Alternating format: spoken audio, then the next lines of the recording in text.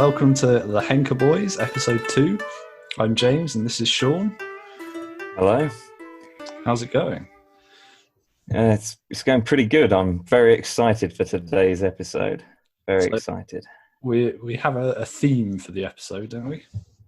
We do, yes. It's the history of card games and decks of cards. But before we get there, Shaun, what are you drinking? Yes. Of course, yes. Right, today we have, it is a Malbec, and it is the brand La Patrie, Cahors. Yeah, I think that's how you pronounce it. Product of France. A French Malbec, very interesting. Is that? It's got some very interesting information on the back, actually. It's La Patrie is sourced from the famous medieval sun-drenched region of Cahors, famous for its inky, deep-coloured wines made predominantly from Malbec grapes, which have historically been grown throughout this stunningly scenic appellation located in the southwest of France. Yeah. Very nice looking bottle as well. Yeah. A very small percentage of grapes in France are Malbec. They usually use, I think, in brands, but yeah, interesting to find a single varietal example. Yeah, I rather like it. It's got a very sort of mild taste to it, but it's got a very strong smell, which is the first thing I noticed about it. It's got a very fruity smell. Okay, so would you say it's more fruity than spicy? Or? Yeah, definitely. Very mellow. Fair enough. How would you rate it out of 10 for the price point? For the price point, I'm only going to give it a 7, actually. I prefer a fuller tasting wine. 7 is still good. I'm enjoying it, but it's a bit too mild for me. Yeah. If mild's a wine tasting term, it isn't really, is it? But oh, not really. But I know what you mean. You know what I mean. How would you describe that as a wine expert? Soft. What's the technical term? Soft. Okay, soft. Yeah, I think so. Okay.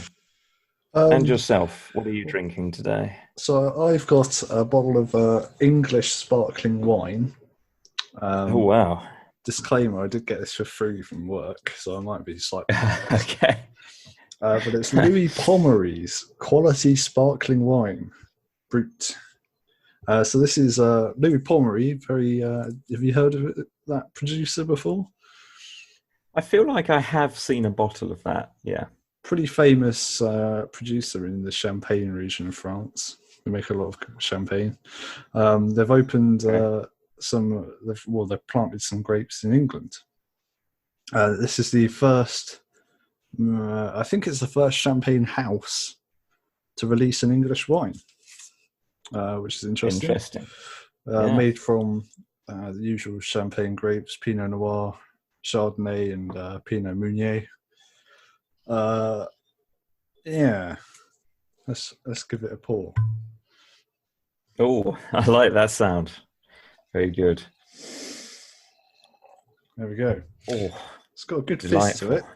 I'll say that about it.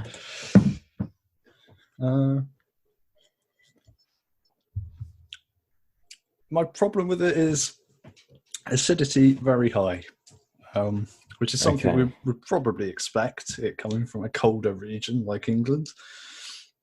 But I do think it takes something out of it. And for the price, £35 for this bottle. Oh, it's not cheap. Okay. It's a hefty cost. And honestly, I'd rather just be drinking their champagne. Yeah, I was thinking it would have been in a much lower cost. But English wine's very expensive currently, unfortunately. There's not much of it, yeah. You know, if this was £20, I'd be looking at this quite favourably. But at £35, I'm going to have to give this a 5 out of 10, Shaun. 5 out of 10. Okay. Yeah. Interesting. Disappointed. Very. And how drunk are you feeling right now on a scale of 1 to 10? So last time, episode 1, I think I said I was a 4 out of 10. So I'm trying to think and normalise the scale, you know. I reckon I'm probably a 1 out of 10 in that case. Oh, 1. Oh dear, you're letting us down here. Letting us down. I'm hoping that throughout the episode, that number will rise. How about you, Shaun? What's your drunk rating? Yeah, I'm not feeling particularly drunk either, to be honest. I think I was a 3 last time, and I'm probably gonna go for a 3 again. Well, I think that we need to start off a bit light on the old drunk ratings, and as the episodes progress, as people get to know us a bit more, maybe then we could start getting really hammered. Yeah, really let loose. Yeah. Just knock out a 10 episode. That will be fun. Be about 4 hours long, apart from anything, probably. A St. Patrick's Day episode. Oh, that's perfect. It's a shame we just missed it. We did just miss it, yeah. We've got a year. We've got a year to wait for that spectacular Christmas is before then, right? Yep.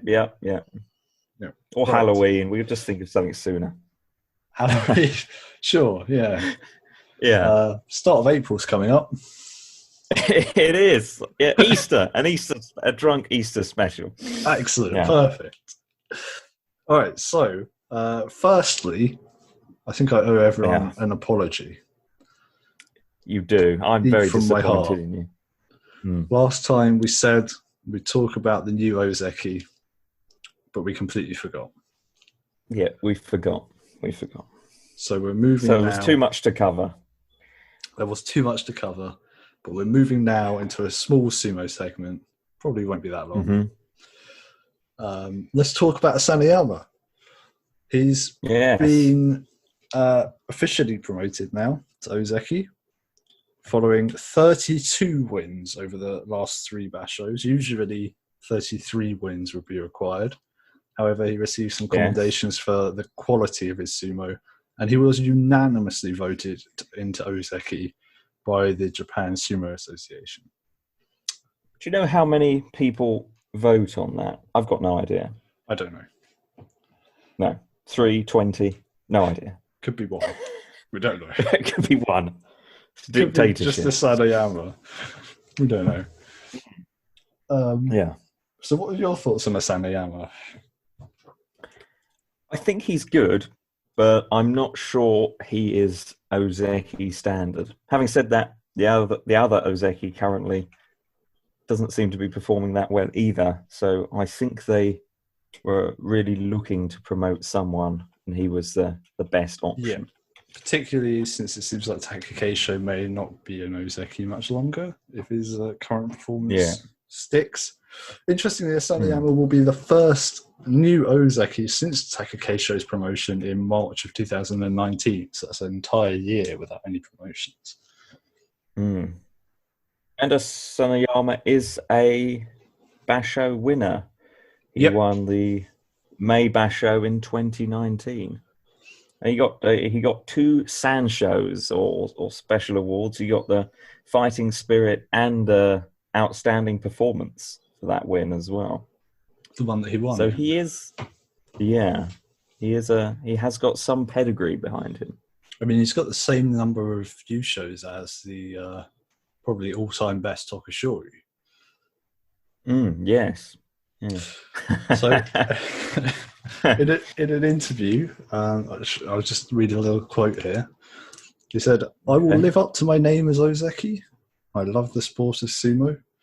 I will fulfill justice as a rikishi and exert myself to the utmost. I want to fight for the championship." So it seems like he is aiming for Yokozuna. Do you think he could make that? Well, all he needs to do is win the next 2 bashos. He's got it, right? Yep. That's accurate. So it's pretty simple. I think he can do it. Yeah. Great. Right, well, that's pretty much all I had to say about the sumo segment in this one. I did have one little thing I found about sumo when I was searching for some sumo news. Excellent. The Japan Times published a reader mail where someone wrote in where Patrice Pendel of Nagoya Was very surprised this tournament. Pendel. Yes, it's a great name, if nothing else. Very traditional Japanese name. Yeah, they were they were very surprised this tournament due to there not being an audience, that they could hear the sound of head-to-head collisions. And they wrote to the Japan Times asking the Sumo Association to adopt a standing tachi, the initial charge at the start of a bout, as the current squatted or crouched ones inevitably ends with their heads colliding quite often. So I don't know what your thoughts on that are, but I thought it was interesting that it was published at least. Who do you think the fighters that would benefit the most from a standing tachi would be? Would it be small fighters like Enho, maybe? I don't think they would, because if you're standing, then it's easier for Enho's opponent to react to his dodge, because I doubt they would do as powerful a charge at the start.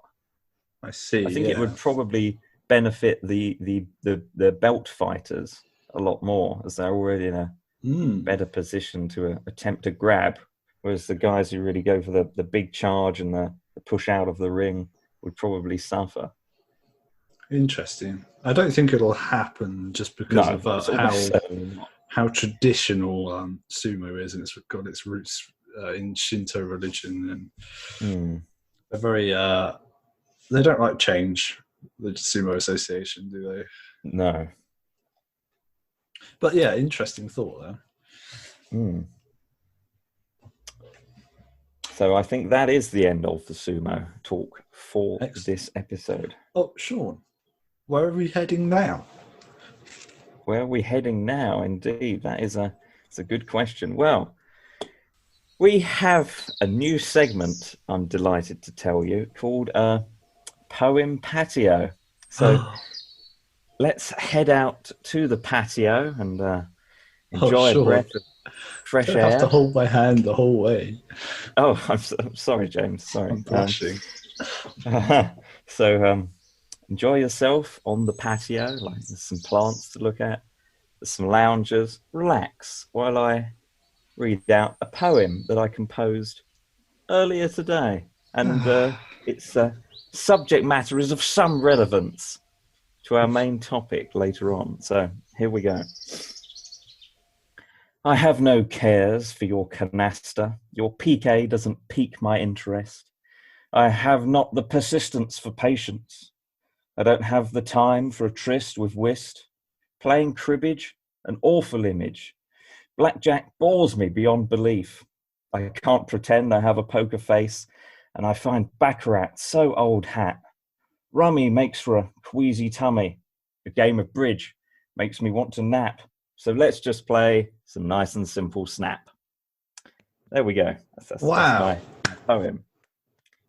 One clap. That's more than I expected. I was clapping more. My mic just didn't pick it up, evidently. Oh, okay. Fair enough. Not covered yourself well there. What do you think? I did. That was very good. I really enjoyed it. Some other words I didn't understand, which is always that's a good sign of a good poem, I think. Yeah. Okay. So there's a few tricky words in there to rhyme. Rummy and tummy, not one of them. But... Well, there are not many options for that. Mummy was not going, not fitting with anything I could think of. Game of rummy with my mummy. Yes, that was potentially a line at an early stage. Yeah. So, could you take us through some of the earlier, or maybe some of your favourite lines? I really like. I don't have the time for a tryst with whist. It's got a really nice. So, what is tryst? Is that a game? A tryst? No, that is like a romantic liaison. Ah. A private romantic rendezvous. Yes. Oh, I see. Right. Yeah. Oh, very clever. Very well, thank you. Yeah. Oh yeah. I think that was an excellent poem. And I do have to say, I don't agree with everything I said in there, because I've played almost none of the games I mentioned and don't even know the rules. So, for all you card lovers out there, I'm sorry. I don't mean it. Good disclaimer there. Excellent. It's a nice segue into our main topic of the day, which is the history of cards, as we mentioned at the start. So I believe, James, you are going to start us off with the very ancient and mysterious history of playing cards. So where do we start? Well, the exact origin of playing cards isn't known. However, there are some leading sort of theories at the moment, and I think the most prominent one is that they started around the 9th century in China. Okay. That's in the Tang dynasty. So at this time, they would be printed onto wood, I believe. Okay. Very thin pieces of wood or big, like, blocks? I don't know. Or don't we? We don't know. Okay. Well, I don't know. Somebody might. Okay. Yeah. Okay. So there were no sort of numbers or suits or anything. Instead, they would have sort of instructions or forfeits written on them, and it was played basically as a drinking game. Oh, excellent. So, yeah, I don't know, somebody might pull a card up and it would say, I don't know, take off your shirt or don't, and then somebody would have a drink. I don't know, that might be how it went. Yeah, an ancient Chinese truth or dare, it sounds like to me. Yeah, that sounds good, yeah. That may or may not be accurate. Probably not, but it sounds good. The first sort of card games sort of used cards as not only the means to play the game, but also as a kind of currency. So in that way, they weren't too dissimilar from sort of trading cards that exist in more modern times, like Pokemon cards, I suppose. Yeah. There was a game it was thought to be played around the years of 1368 to 1644 called Maggio. I don't know how to pronounce that, or Maggio. It was a trick-taking game, but I don't really know much more about it. But over the next few centuries, it sort of spread throughout Asia. It spread into Persia and Arabia. And then we start seeing suits. So this time, suits would contain 12 cards instead of, what is it these days, 13 cards. And the top cards... Sorry? It's not 13 cards a suit, is it? 1 to 10, Jack, Queen, King. You're right, yes. Yes. Never mind me. No, that's fine. Yeah. It's 52 plus jokers, isn't it? That's where I'm getting confused. Jokers, yeah. Not 52 with the jokers, is it? That's right. No. Well, the joker is actually a much more modern invention. But, so the top cards in these 12 card suits would be called the court cards. And they were the king and the vizier. And the lower cards were the 1 to 10 sort of pip cards, they're called. And there were lots and lots of different suits at that time. Some of the most popular ones were coins, clubs, jugs, swords. Okay. It continued to sort of spread around and eventually spread into Egypt, sort of around the 12th to 13th century. And this is where we see the 4-suit, 13 cards per suit, 52 card decks start to arise. So really early, honestly. Surprisingly early, I think. Okay. The suits were coins, swords, cups, and polo sticks. Not pogo sticks. Polo sticks? What, polo you sticks. Play the horseback with horses. Game? Apparently very popular in Egypt. Interesting. Right, yeah. And they were the 10 pip cards, and then you had 3 court cards now. I have no idea how to pronounce these in Egyptian, so I apologise to all those ancient Egyptian speakers out there. Malik, which means king. Naib Malik, which means viceroy, or sort of like deputy king, I suppose. Yeah. And then Thani Naib, or sort of, it means second, or like second in command, something similar to that. Okay. Yeah. So, Shaun, did you want to maybe take us bit more into the present day as it spread into Europe? European, yes. The first recorded mention of gaming cards is in 1377, when a Dominican friar from Basel in Switzerland, called John, or Johannes, as it's probably called back then, described a pack of cards, basically, that he'd seen somewhere in town. And that's the first written evidence we have of European gaming cards. And over the next few years, 1378, 1379, it pops up all over the place. Monks write about it a lot, but that's probably just because they were the only people that could write a lot of the time. But also towns and stuff had started banning them at local fairs because of gambling issues and stuff like that. So there are a lot of the first records we see of it, towns banning card games. And presumably they're still sort of printed on wood, are they, at this point? No, when they came into Europe, they are on paper. Ah. They would be hand drawn or hand painted onto sheets of paper and cut up. There wasn't that much mass production. I see. At the start.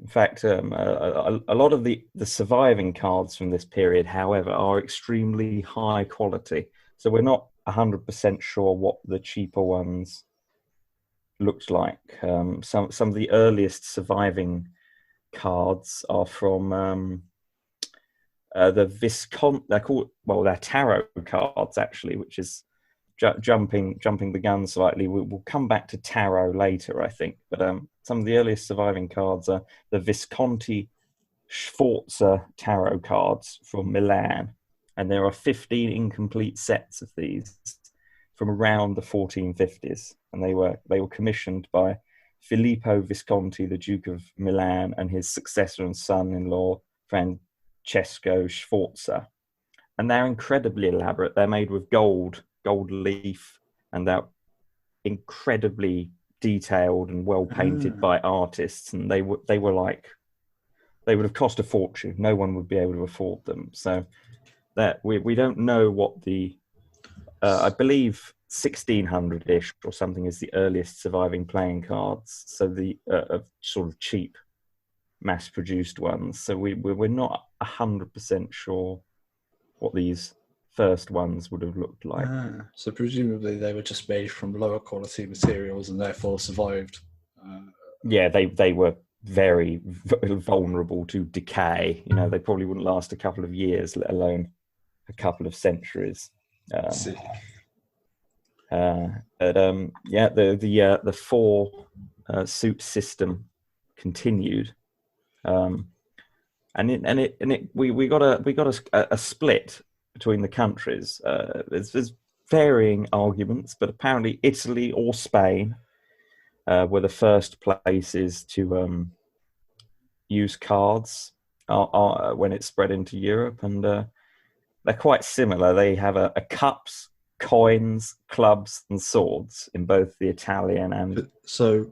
This is Spanish the same decks. as in sort of Persia and Arabia, except for the polo sticks, which presumably polo wasn't a popular sport in Europe at the time. No, so which one did that replace? Is it clubs replaced the polo sticks? I believe so. Yeah.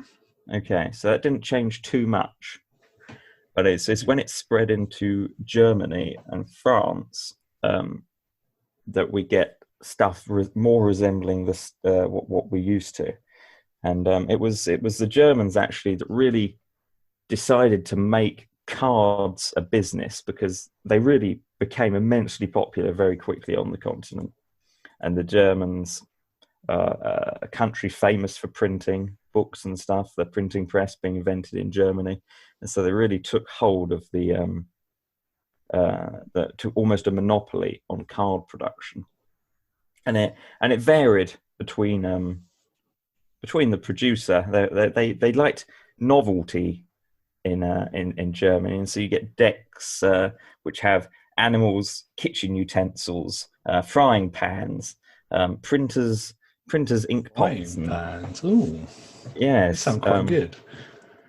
However, the sort of natural world predominated, and acorns, leaves, hearts, and bells are the main four that were developed in Germany. Okay.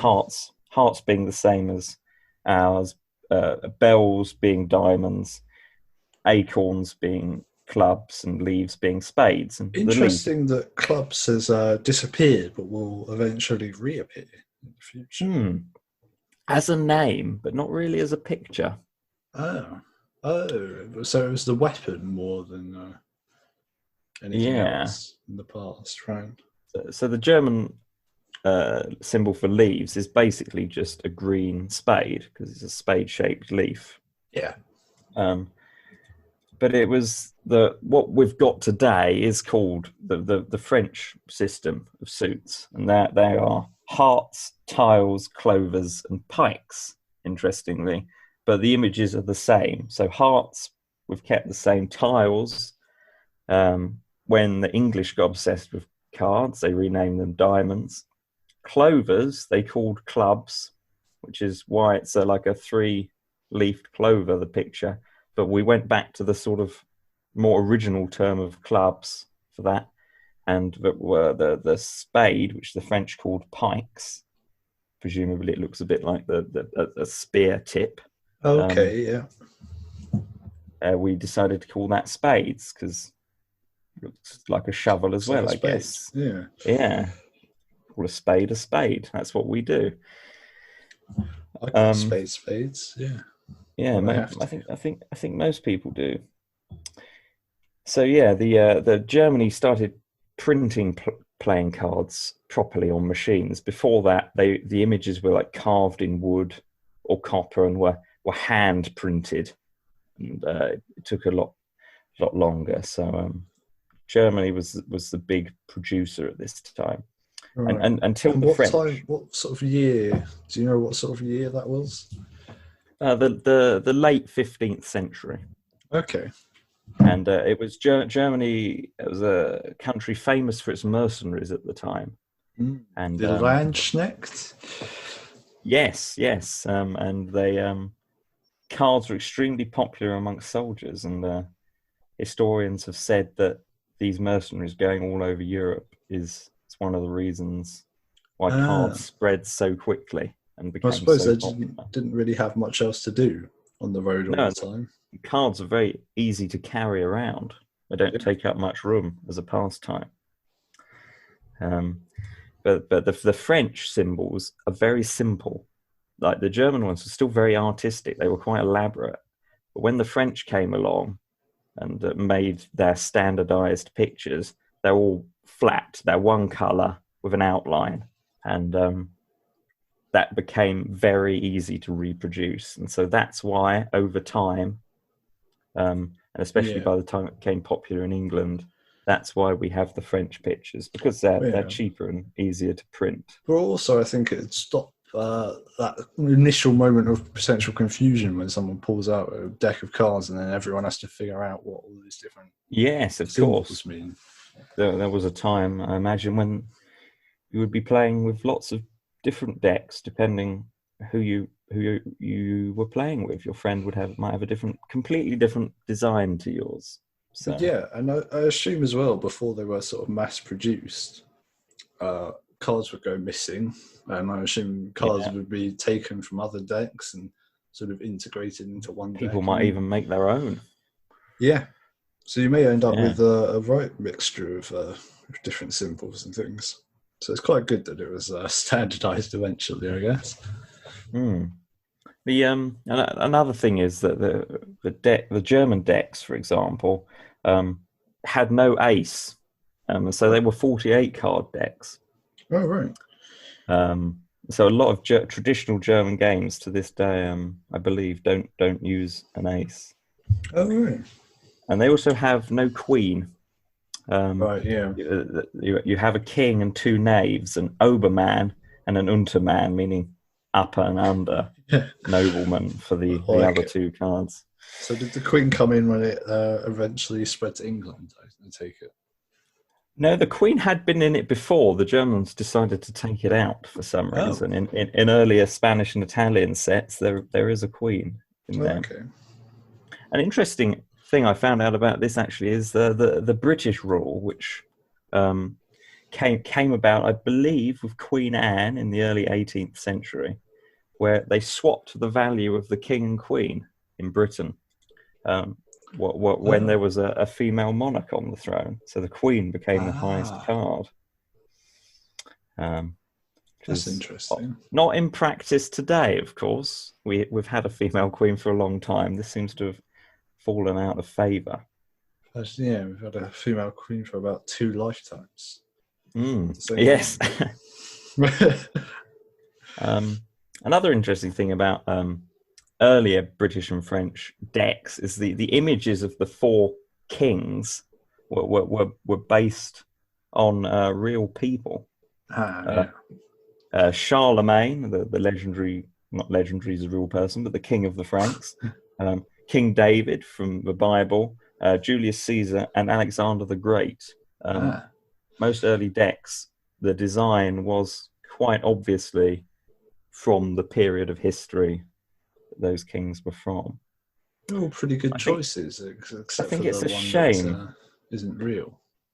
Yes. It is a shame we don't have more variety in decks today. They're nearly always the same design, aren't they? I would like to see some sort of representations of real kings or queens. I think it'd be quite fun to play with. Sort of, I know it's probably, I don't know if it's still technically illegal to print an image of the Queen onto a playing card. I don't know, but I don't know. But I'm sure you can get decks like you're saying, but they're certainly not commonplace, are they? No.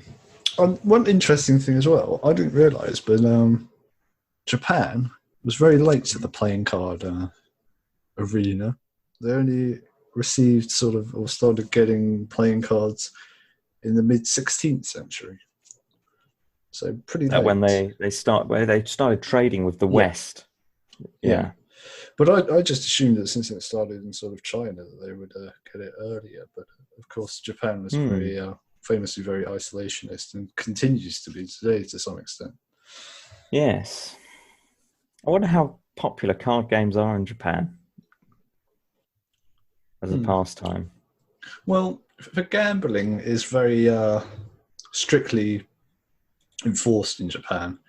Prohibited, you mean? Yeah. Yes, sorry. Okay.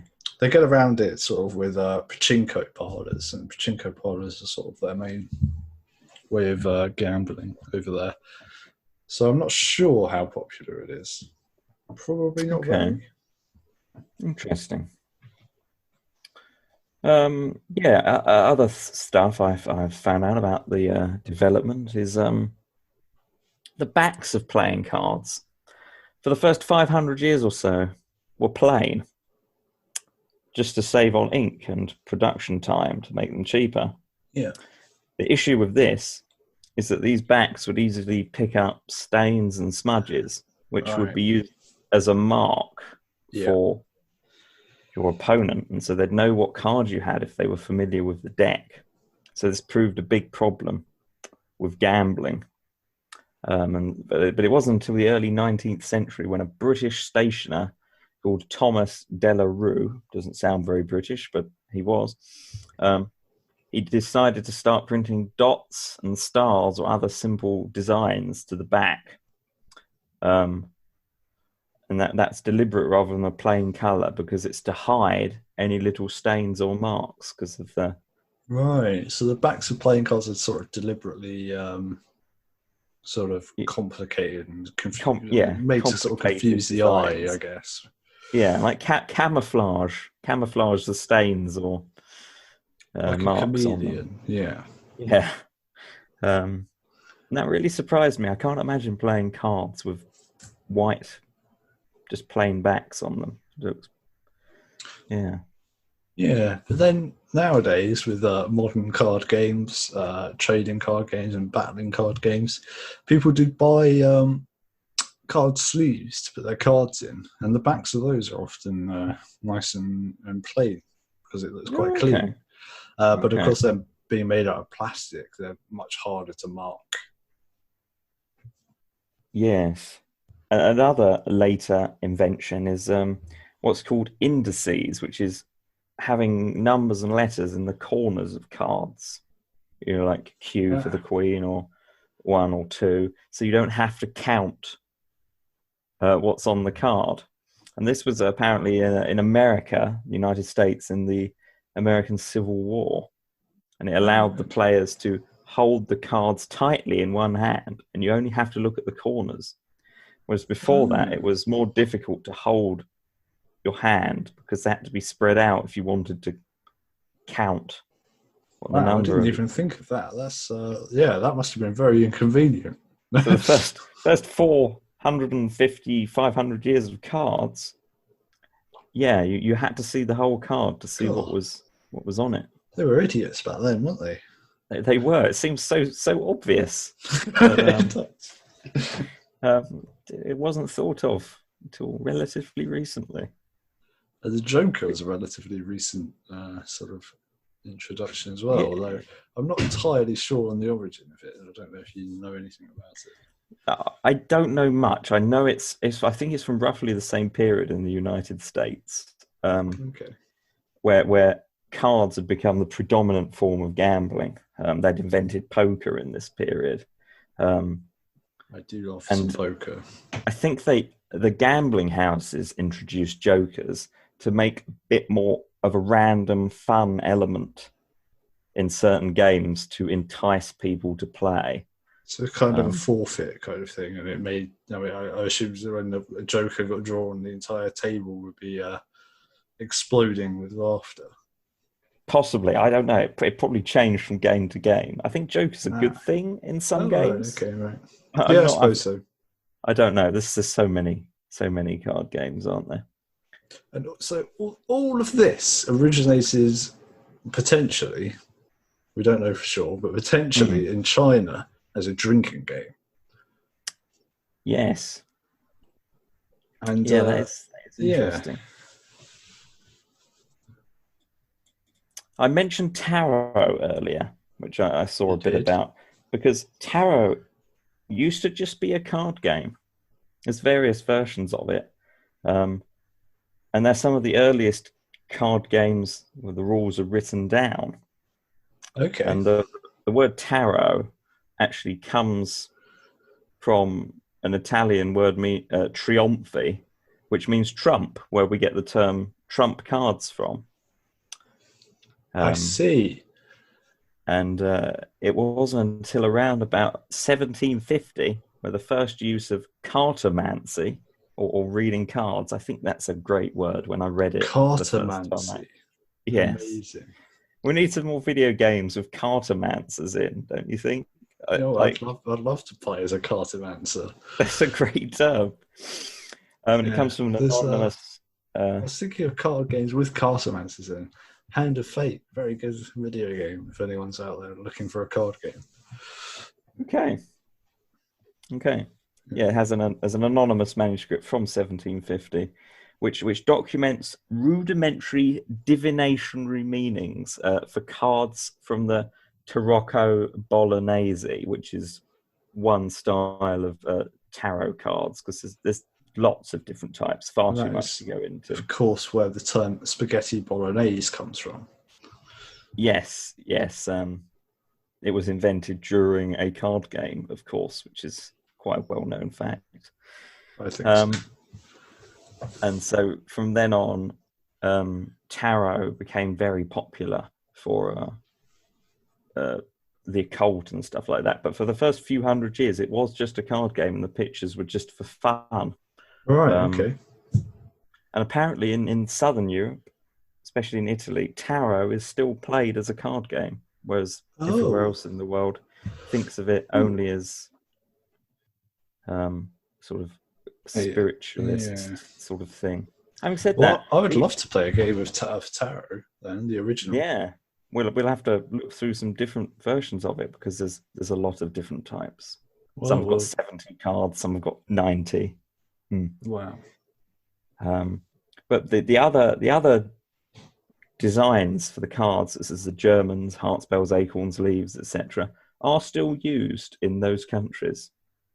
Not as commonly, Really? but they are still produced in especially the north of Italy. Apparently, uses the traditional cups, coins, clubs, and swords, and the south of Germany sells these cards alongside the more familiar designs. So they're not completely Obsolete. gone. Yeah. No, yeah. That's interesting, actually. Yeah. And I love trading cards. I should get myself a deck of traditional Germanic cards. Yeah, after reading so much about the history of cards, some of these old decks and different styles of decks are really quite fascinating. I can see it would be an excellent idea for a collection. I've never thought of becoming a card game collector, but I imagine it's quite an interesting hobby. I think you generally collect reproductions because of the nature of a card. They are very fragile. Hardly any survive. You're looking at serious amounts of money if you want even a couple of original cards, let alone a whole deck. Yeah. A complete deck from these periods is almost unknown. Right. So, well, maybe not for a few years then. No, not until we become immensely successful. Yeah.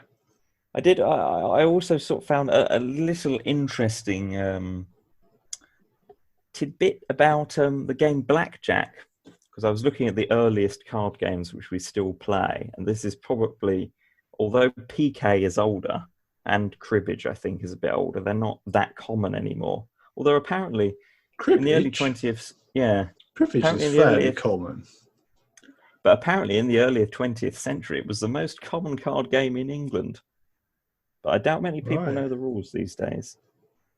Oh, yeah, Blackjack, the first written reference, is actually found in a book by the author Cervantes, who's most famous for writing Don Quixote.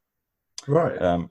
And in his novel, apologies for the pronunciation, Novelas Ejemplares. Okay. One of the main characters of this story are a couple of cheats working in Seville, and in the story they become very proficient at cheating at a game called Vientiuna, which is Spanish for 21, and they state that the object of the game is to reach 21 points without going over, and that the ace is either valued at 1 or 11. So this is blackjack that's being described here. So did he completely invent it for his story, or?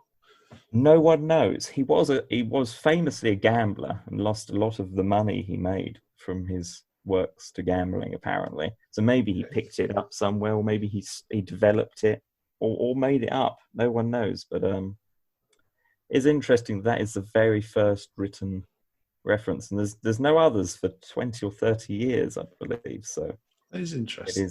It is standout. I really like sort of fictional sports and fictional sort of games.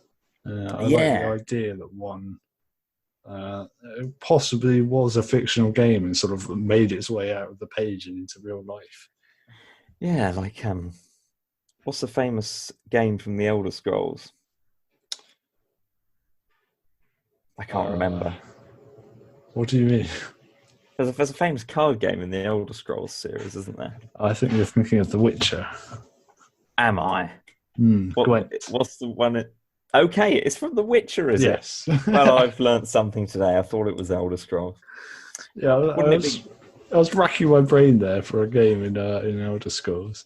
Wouldn't it be good if something like that from a modern video game or something became mainstream? Yes. Yeah. You don't sound certain about that. Well,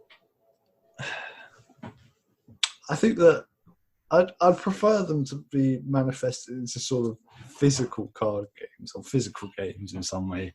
Yes. It doesn't feel the same to me when they take Gwent from one video game and turn it into another video game.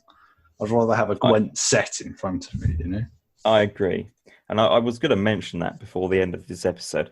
I think it's a shame that especially the youngest generation are probably only experiencing card games on a screen with digital cards. Yeah. Like, poker is really big on the internet now, isn't it? I can't imagine playing poker not in person, actually holding the tangible pieces of card in my hand. We sound really old now. We're not that old. We're not that old. Well, we're getting up there. Yeah. We'll leave that a mystery. How old do you think we are? Let us know. Yeah. Maybe do you have anything? Us. Yes. Do you have any other facts about cards you'd like to share? No, I'm fresh out of card facts, to be honest. Okay. How about you? I think I've covered most of what I found out in the last day. Yeah, it went very in depth there. That was very good. I learned Thank you. a lot, actually. I've just remembered something else. Yeah, there's the oldest card game with the rules written down. Apparently, it's never played anymore. But there's a German game called Karnoffel. Karnoffel. Yes, and it was first mentioned in 1426. So it's the oldest European game to actually have a rule set that we know of. And interestingly, the word is the medieval German word for hernia. And no one's sure why. The hernia card game, right? Yeah, Karnoffel is an archaic word for hernia. And as far as I can tell, the rules... that sounds much better than, I've got a hernia. I'm just having a bit of a carfoffle. Karnoffel. A carnoffel. I'm having a bit of a carnoffel. Maybe we should learn the rules. They are out there to learn. Well, maybe we should play a game of carnoffel. And maybe that will bring us good luck in the future, so that we don't ourselves obtain a carnoffel. Maybe that's the origin of the name. It's like a ward, a charm against getting a hernia. The more times you say carnoffel, the lower your chance of getting a hernia is. Possibly.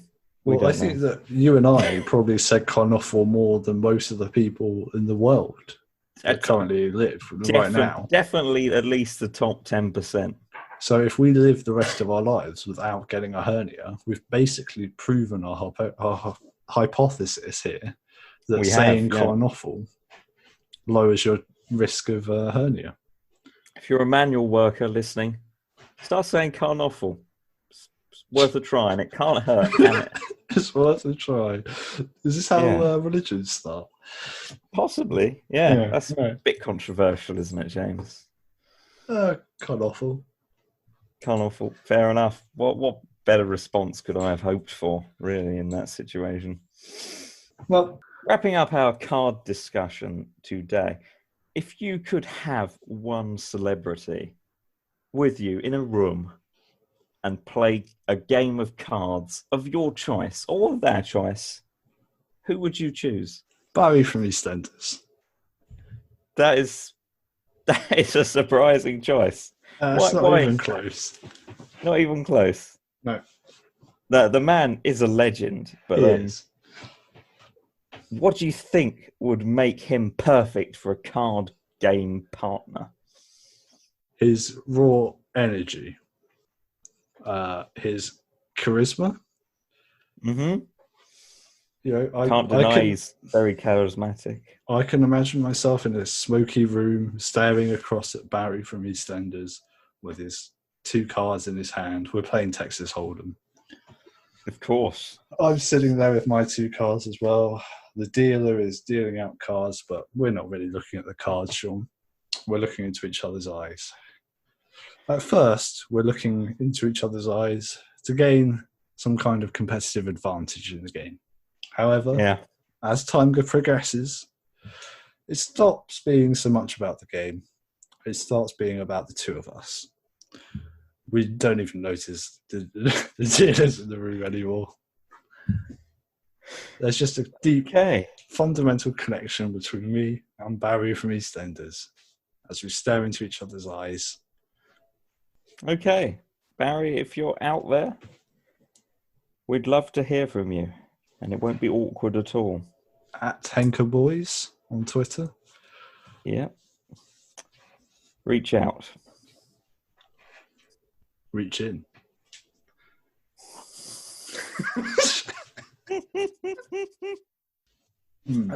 So I think we're done with the main event, aren't we, James? And so I think you have something for us, don't you? I have the incredible fact of the day for you, Shaun. Of course, yes.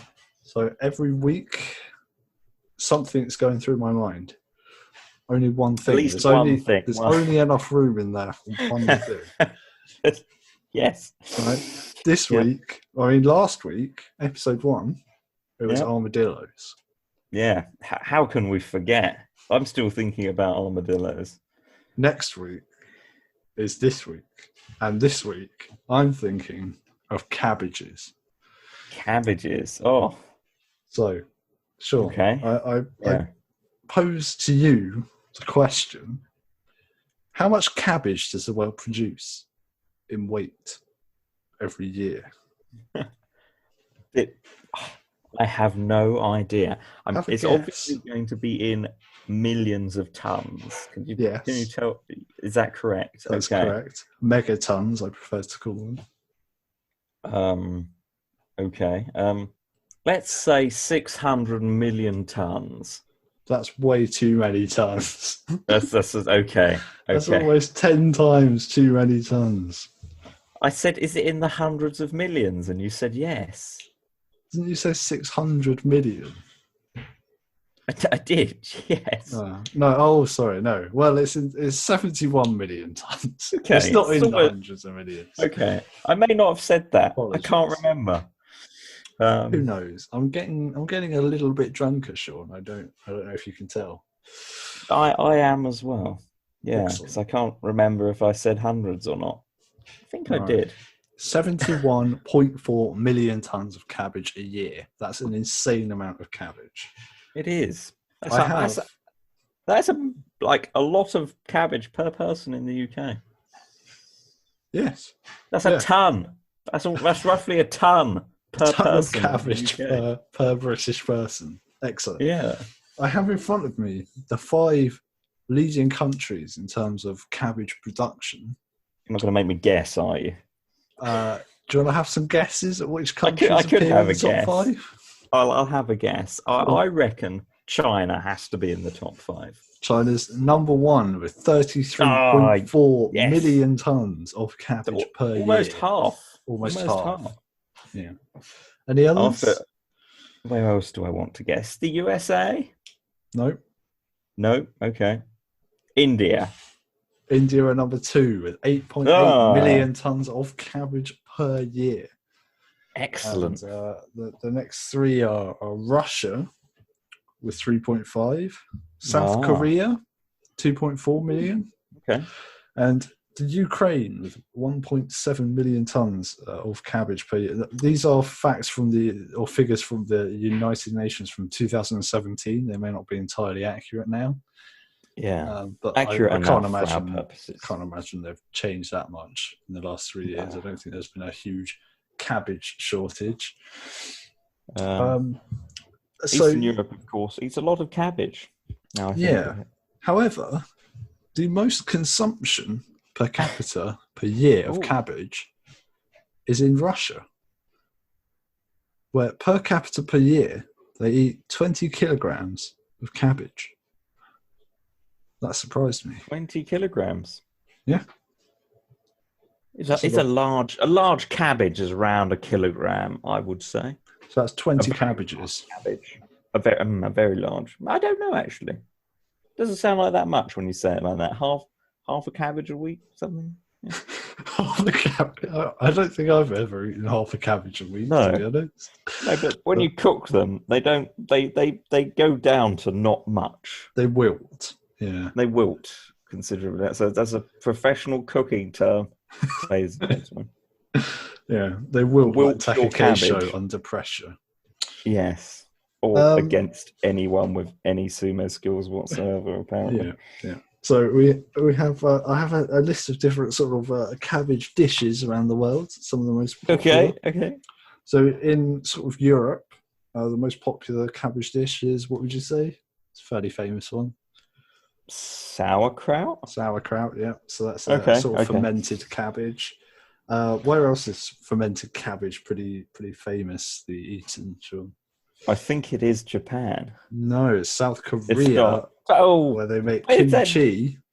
Kimchi, okay, yeah. With fermented cabbage and other fermented vegetables as well. However, in China, they've gone for a much simpler sort of name of dish here. Tofu and cabbage. Okay. That's the most popular cabbage dish in China. Have you ever had that combo? No, I've had. No, okay. I've had both cabbage and I've had tofu. I have them both fairly regularly, never together. So maybe I'll give that a go. Interesting.